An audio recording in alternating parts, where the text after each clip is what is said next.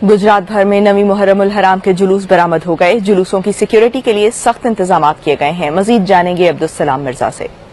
जी, गुजरात में नामी मुहर्रम के जो जुलूस हैं वो जो है 45 के करीब जिला भर में निकाले जाएंगे, जिनमें 4 जो है वो हसास तरीन है। इसी तरह जो 140 से ज्यादा जो है मजालिस है उनका इनकाद किया जाएगा, जिनमें से जो है वो 2 मजालिस को एक कैटेगरी में जो है पुलिस की जानिब से जाहिर किया जा रहा है। पुलिस के हवाले से बात करूं तो इंतहाई सख्त तरीन इंतजाम देखने को आ रहे हैं जिला भर में।